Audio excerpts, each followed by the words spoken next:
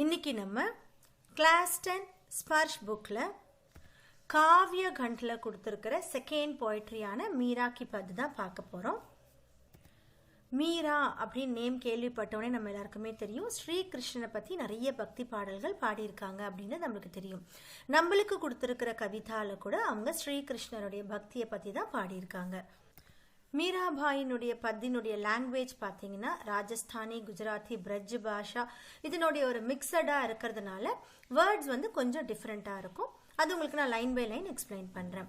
Line by line explanation பார்க்கறதுக்கு முன்னாடி மீராபாய் பற்றின பரீட்சை, அதாவது கவி பரீட்சை பார்க்கலாம். मीरा 1503 to 1546। मीराबाई का जन्म जोधपुर के चौखड़ी कुड़की गांव में 1503 में हुआ माना जाता है। மீராபாயினுடைய பர்த் ஜோத்பூர் அப்படின்ற டிஸ்ட்ரிக்ட்ல சோக்கடி அப்படின்ற கிராமத்துல 1503ல பிறந்திருக்கலாம் அப்படின்னு சொல்றாங்க. மானா ஜாத்தா है அப்படின்னு சொல்றாங்க. 13 वर्ष की उम्र में मेवाड़ के महाराणा सांघा के कुंवर भोजराज से उनका विवाह हुआ।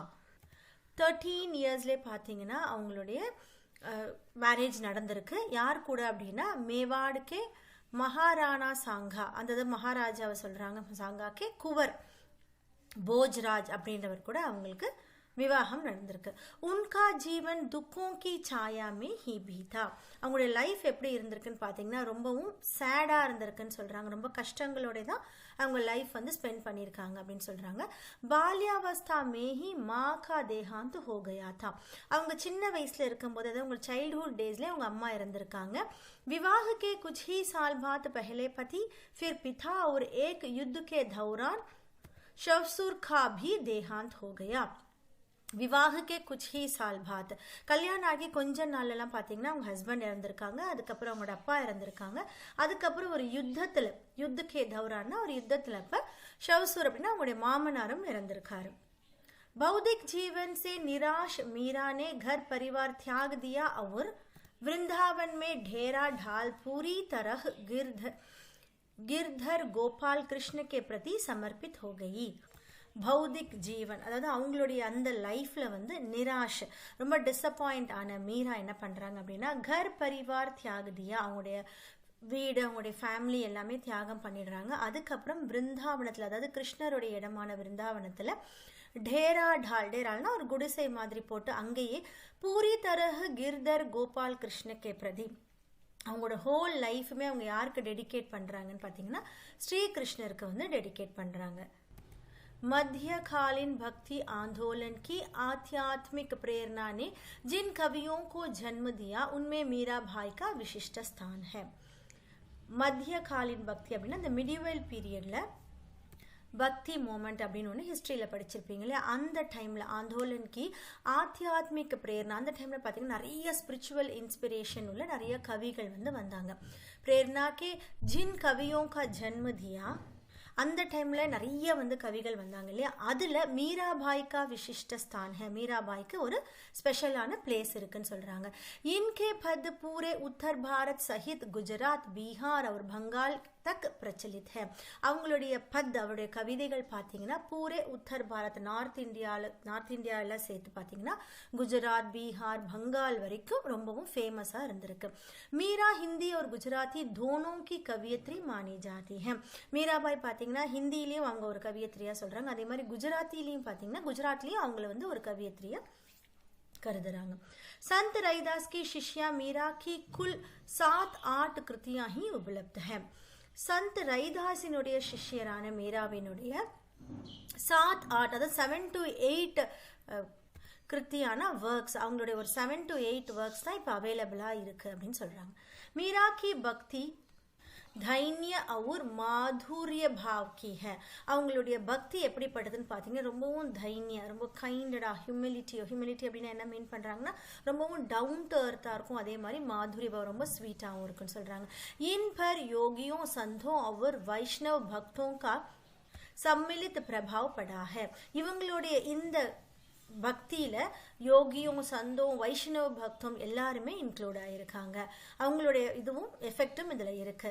மீரா के पदों की भाषा में राजस्थानी, ब्रज और गुजराती का मिश्रण पाया जाता है அவங்களுடைய பத் எப்படி இருக்குன்னு பார்த்தீங்கன்னா ராஜஸ்தானி பிரஜ் और गुजराती இந்த லாங்குவேஜ் உடைய மிக்சடாவே இருக்கும் वही पंजाबी कठी भोली और पूर्वी के प्रयोग भी मिल जाते हैं அது மட்டும் இல்லாமல் அவங்க லாங்குவேஜில் பார்த்தீங்கன்னா பஞ்சாபி கடி போலினா நார்மலாக யூஸ் பண்ணுற லாங்குவேஜ் பூர்வி கே பிரயோக் ஈஸ்டர்ன் லாங்குவேஜ் கூட யூஸ் பண்ணியிருப்பாங்க அப்படின்னு சொல்கிறாங்க இப்போ पाठ प्रवेश பார்க்கலாம் कहते हैं पारिवारिक संतापों से मुक्त पाने के लिए मीरा घर द्वार छोड़कर वृंदावन में जा बसी थी और कृष्णामय हो गई थी कहते हैं அதாவது சொல்லப்படுறதா இது எல்லாமே வந்து இவங்களுடைய அசம்ஷன் தான் சொல்லப்படுறது என்னன்னா பாரிவாரிக் சந்தாபம் ஃபேமிலி ட்ரபிள்ஸ் இதுல தான் வெளியில வரணும் நம்ம ஃபர்ஸ்டே நம்ம கேள்விப்பட்டோம் இல்லையா மீராபாய் வந்து ரொம்பவும் கஷ்டமா தான் அவங்களுடைய வாழ்க்கையை ஸ்பெண்ட் பண்ணாங்கன்னு சொல்லிட்டு அந்த ட்ரபிள்ஸ்ல இருந்து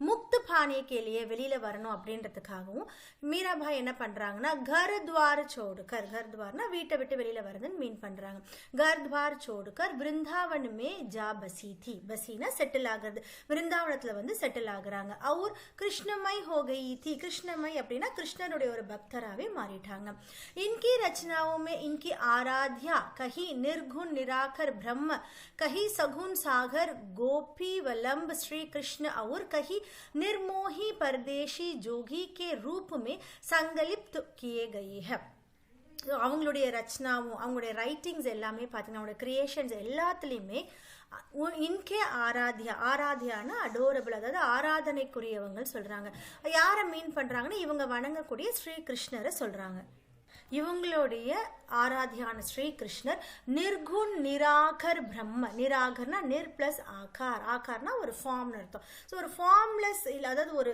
உருவம் இல்லாத அந்த மாதிரி ஒரு பிரம்ம மாதிரியும் கஹி சகுன் சாகர் கோபி வலம் அதே மாதிரி சகுன் நல்ல குணங்களை கூடிய கோபி வலம்பு ஸ்ரீ கிருஷ்ணர் அவர் கஹி நிர்மோகி அப்படின்னா அன்அட்டாச்ட் அவர் வந்து இந்த உலக வாழ்க்கையில எதுலையுமே அட்டாச்சா இல்லாத ஒரு ஜோகி மாதிரியும் அந்த ரூபத்துல தான் அவங்க श्री कृष्णரை பார்க்கறாங்க वे गिरधर गोपाल के अनन्य और एकनिष्ठ प्रेम से அபிபூத் ஹோ உठी थी அவங்க ஸ்ரீ கிருஷ்ணனுடைய ஒரு யூனிக்கான அதே மாதிரி ரொம்பவும் லாயலான அன்புல வந்து அவங்க எப்பயுமே ரொம்ப மகிழ்ச்சியா இருக்காங்க ஓவர்வெல்ம்ட் அப்படின்னா அந்த ஹாப்பினஸை வந்து இங்க சொல்றாங்க प्रस्तुत पाठ में संकलित दोनों पद मीरा के इन्हीं आराध्या को संबोधित है நம்மளுக்கு கொடுத்திருக்கிற இந்த ரெண்டு பத்துமே संकलित दोनों पद மீரா கே இன்ஹி ஆராத்யா மீராவினுடைய அவங்களுடைய ஆராத்யான ஸ்ரீ கிருஷ்ணரை பத்தி சம்போதித் அவர்கிட்ட பேசுற மாதிரி இருக்கு அவரை கூப்பிட்டு இவங்க பேசுற மாதிரி நம்மளுக்கு கொடுத்திருக்காங்க மீரா अपने आराध्य से मुनहार भी करती है மீரா அவங்களுடைய ஸ்ரீ கிருஷ்ணர் கிட்ட முன்ஹார் भी करते हैं அப்படின்னா ரொம்பவும் அன்பாவும் பேசுறாங்க அதே மாதிரி லாட் பி லடாத்தி है पैम्परिंगம் பண்றாங்க ரொம்பவும் அவர்கிட்ட ஒரு செல்லமான வார்த்தைகளும் பேசுறாங்க तो अवसर आने पर उल्लाहना देने भी नहीं चुकते அதே மாதிரி தேவைப்படும் போது அவங்க கிட்ட உல்லாஹ்னா அப்படின்னா ஒரு கண்டிப்பா நடந்துக்கிற மாதிரி ரிவ்யூக் பண்ற மாதிரியும் சொல்லியிருக்காங்க அதாவது ரொம்பவும் அவங்க க்ளோஸ்னஸை வந்து இங்க காட்டுறாங்க उनकी क्षमताओं का गुणगान स्मरण करती है तो उन्हें उनके कर्तव्य याद दिलाने में भी देर नहीं लगाती उनकी क्षमताओं एबिलिटी பொட்டன்ஷியல் ஸ்ரீ கிருஷ்ணருடைய அந்த பொட்டன்ஷியல் அதாவது அளவில்லாத அவருடைய அந்த பொட்டன்ஷியலை பத்தி குன்கான் அதை பத்தி சந்தோஷமா பாடுறதும் ஸ்மரன் கர்த்தி है அதவே வந்து திரும்ப அவங்க வந்து சொல்லிட்டே இருக்காங்க அதை வந்து மெமரைஸ் பண்றாங்க அப்படின்ற மாதிரி சொல்லியிருக்காங்க உனக்கு கர்த்தவிய யாத் திலானே மே भी देर नहीं लगती அதே மாதிரி அவருடைய டியூட்டி என்ன அப்படின்றத பத்தி இங்க சொல்லியிருக்காங்க அவருடைய டியூட்டி என்ன அப்படின்னு பாத்தீங்கன்னா பக்தர்களை வந்து பாதுகாக்கிறது தான் அவருடைய டியூட்டி அதை தான் இங்கேயும் அவங்க மீன் பண்றாங்க இப்ப பத்தினுடைய லைன் பை லைன் எக்ஸ்பிளனேஷனுக்கு போகலாம்